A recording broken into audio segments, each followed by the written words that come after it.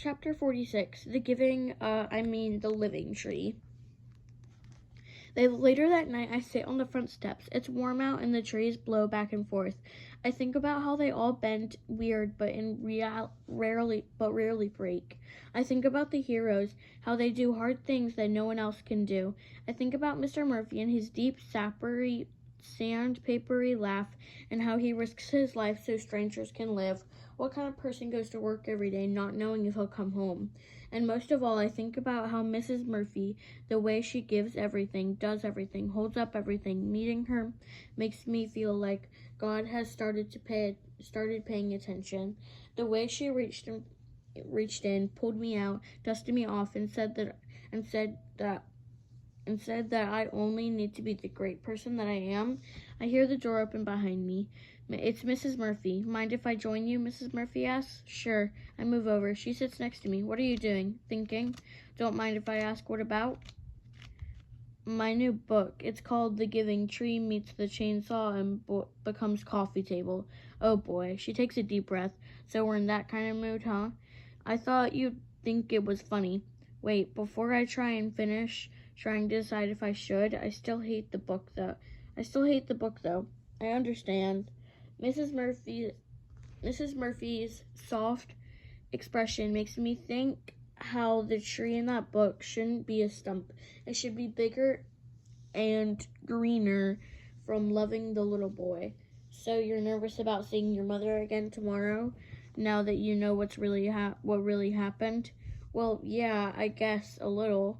I think about how my mother and all that happened that night, how I misjudged her, how she'd risked herself to save me in the end, how she must have been afraid and did it anyway. There's a long silence. Finally I ask, I'm never going to see you again, am I? I mean, assuming that I go back to my mother like Mrs. McAvoy predicts, I won't see you again. Well, Mrs. McAvoy thinks, but you needed some time to regain yourself, to realign with yourself with your own mom without the distraction of us. It's for your own good, she says. But no one would have to know. I could call you secretly, or you could call me. I know her answer, even as I suggest this. The woman who loves rules and would never break one as big as this. It's for your own protection. That's garbage. It will take time, Carly. Be patient with yourself. That sounds hard. I've been thinking though, she continues. I don't look at her. I hope you go to college.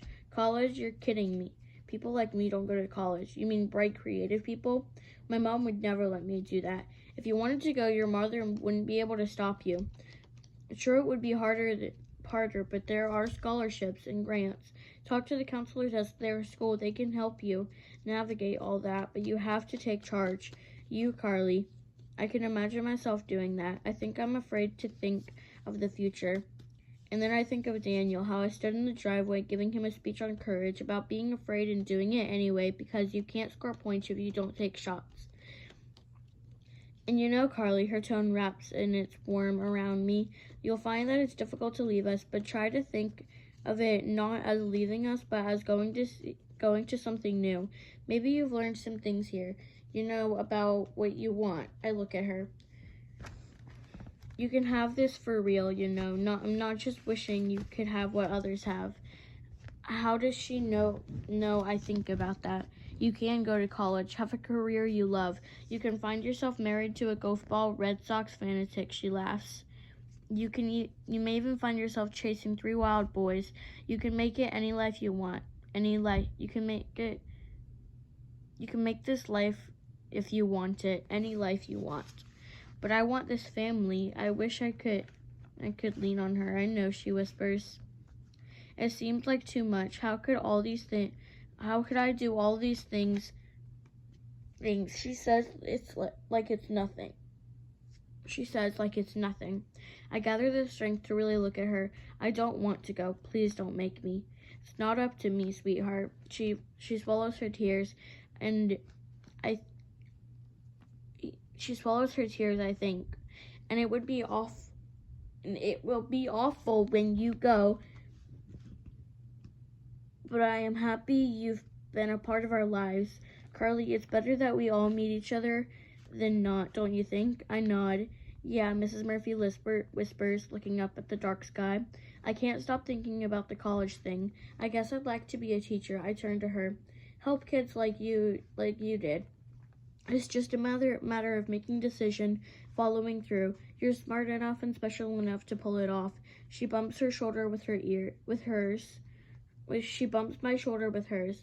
I think of Tony. Take a deep breath, like like she's getting ready to lift something heavy. Remember that friend I had in foster care who had a rough time? That was me. But you seem so normal. She laughs again.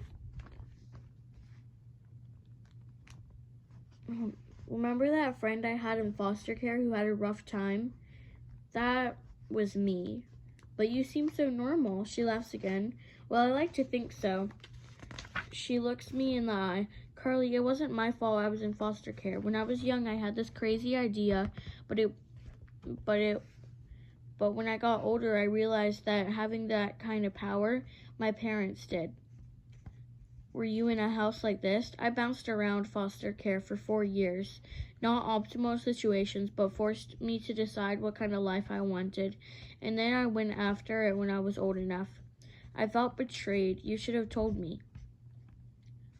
I wanted your stay here to be about you, not me. Wow. We sit for a long time until she asks, what was the mischievous smile about? Well, I was thinking that maybe if I go to college and become a teacher someday, she waits for me. Maybe I'll be someone's hero, like Michael Eric's sign. I know it sounds dumb, huh? She puts her pointer finger under my chin and lifts my face to look in her eye. That's not dumb, not at all. I have no doubt that you'll do whatever you put your mind to. All of a sudden, I have to just stand, and there's something I've never known before grows inside of me and rises up through the center of me. I stand tall, looking back at Mrs. Murphy. I'll have a happy life someday, I say, and they're more than just words. My insides are steel, unbreakable. It won't always be like this for me. Someday I'll have a happy life. I swear I will. Her eyes tear up. That's right, Carly, and don't ever settle for anything less.